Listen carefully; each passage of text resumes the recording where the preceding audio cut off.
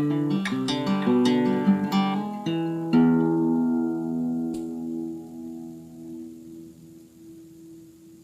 welcome back to another installment of Engaging Humans.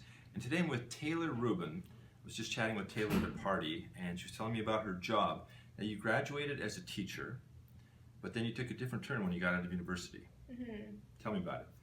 Yeah, right. So throughout university, I was involved with community service learning placements, which involved being in the community as part of my coursework.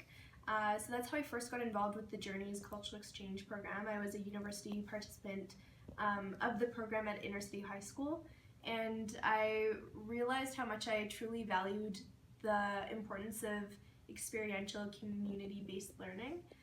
So being part of that program and collaborating with a peer group of such diversity really made me realize that that's the type of education that I valued in my own teaching pedagogy.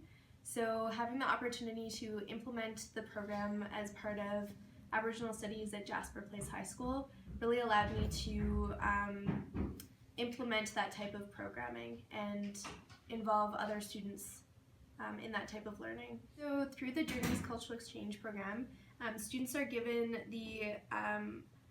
the leadership to design and implement and then facilitate sessions that are based around their own cultural identity. So through Journeys... So is it all Aboriginal?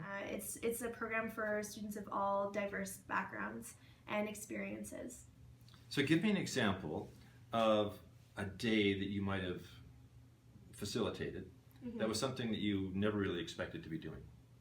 A session that really sticks out in my mind for me is being involved in a session where we all attended a Crystal Meth Anonymous meeting together, because for one student in particular, that was his experience.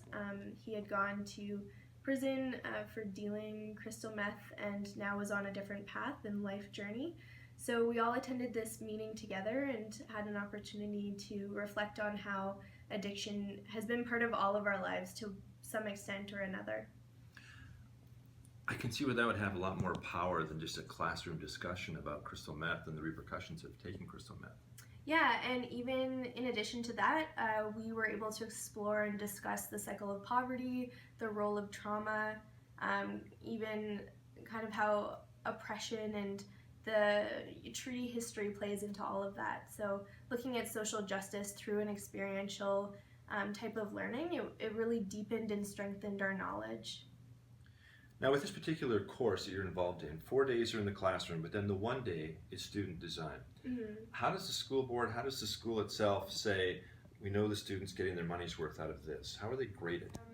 What students and the school board can expect students to gain from being part of the program is learning of tremendous value. So as part of Aboriginal Studies, a lot of the work is project-based, and that's how the students are evaluated. With Journeys, with it being an experiential program based on wellness and health and promoting equity within and among all students, the program is based on students finding this journey, building connections with one another, learning who and what to ask for when looking for resources. What was really beautiful after our first run of this pilot program at JP with Aboriginal Studies was hearing from students that Journeys was the reason why they were coming to school each week. Oh, that's great. So the Journeys course is experiential. You must have had some great experiences. Can you tell me about one that was especially impactful for you? So a memory that really sticks out for me is one student in particular who was really struggling because of commitments to his family, not being able to be at school all the time. But because of Journeys, he felt more and more connected. So being able to see him attend school on a more regular basis, reaching out for resources to support him and his family, and then at the end of the program, at the end of the semester, being able to see him walk across the stage when graduation was a major question mark in his life at the beginning of that term is a major, a great thing that happened for us. Major accomplishment for him, and sounds like a great day for you. One thing that you did that kind of impressed me is you graduated from university after 4 years, I imagine, with a teaching degree, and you saw an opportunity to take your teaching degree and really turn it into something that suited you better and probably suited the kids better. What words of advice would you give to people who are starting out their lives thinking, how can I take my job and make it richer and make it more impactful for what I do? For me, I've lived through the mantra of live from the heart.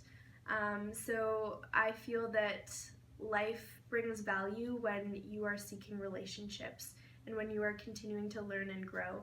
So whatever a person is passionate about, I feel that it's important to continue to find those opportunities where you can be happy and build those relationships and share with one another, and take risks because the payoff is huge.